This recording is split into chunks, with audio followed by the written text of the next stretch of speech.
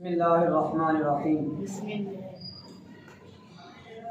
آج ہم کافی دنوں کے بعد ناظرین کے لیے ایک نیا سبق لائے ہیں جس میں ناظرین کو بہت زیادہ فائدہ ہوگا، خصوصاً درس نظامی کے وہ طلباء کرام کہ جو صرف نحو پڑھنے والے ہیں، پہلے سال میں ہوں یا دوسرے سال میں، ان کے لیے بڑا فائدہ ہے۔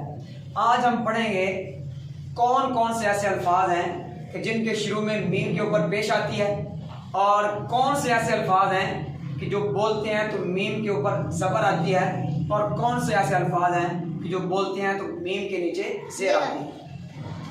سب سے پہلے ہم جائیں گے میم مفتوح کی طرف۔ سب سے پہلے دیکھیں کہ میم مفتوح یعنی میم کے اوپر زبر کون سے لفظ پر آتی ہے، وہ ہے ثلاثی مجرد کا اسم مفعول۔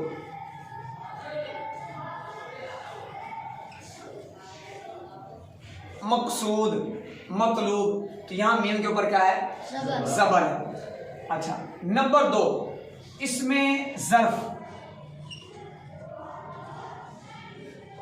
ثلاثی مجرد سے اس میں ظرف جو لفظ بولا جاتا ہے اس کی میم کون سی ہوتی ہے؟ میم مفتوح ہوتی ہے، میم کے اوپر زبر ہوتی ہے۔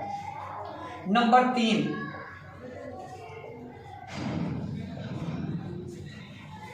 جو جمع آتی ہے نا اس میں ظرف کی یا اس میں اعلیٰ کی، جمع مکسر غیر منصرف، جمع مکسر جس کو ہم جمع الجموع یا جمع منتہی الجموع بھی کہتے ہیں، مخارج، ٹھیک ہے۔ اب مخارج، یہ جو میم آتی ہے یہ بھی میم مفتوح آتی ہے، میم کے اوپر زبر آتی ہے۔ یہ 3 ایسے صیغے ہیں، اور کبھی کبھی ثلاثی مجرد کے مصدر کے شروع میں بھی میم مفتوح آتی ہے، جیسے المغفرات،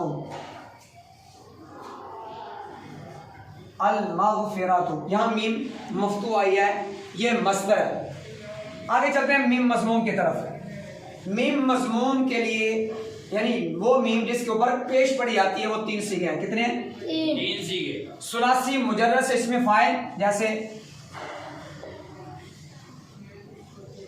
مجرم، ثلاثی مزید فی، ثلاثی مزید فی کا اسم فاعل، اس کے بھی میم مضموم ہوتی ہے، اور اس کا آگے اس میں مفعول بھی آ جائے، مجرم۔ ثلاثی مجرد، ثلاثی مزید فی سے اس میں فاعل ہو یا اس میں مفعول ہو تو میم کون سی آئے گی؟ میم مضموم۔ اور صرفی حضرات کے لیے خصوصاً یہ کہہ رہا ہوں، صرفی حضرات پریشان ہوئے کہ اس میں فاعل کا صیغہ یا اس میں مفعول کا صیغہ ہے، تو دیکھیں عین کلمہ کے نیچے اگر زیر ہے تو اس میں فاعل، اگر عین کلمہ کے اوپر زبر ہے تو اس میں مفعول بنے گا۔ سمجھ آ گئی؟ اچھا، آگے تیسرا صیغہ کون سا ہے؟ وہ ہے تصغیر کا۔ کون سا؟ تصغیر۔ مضارب۔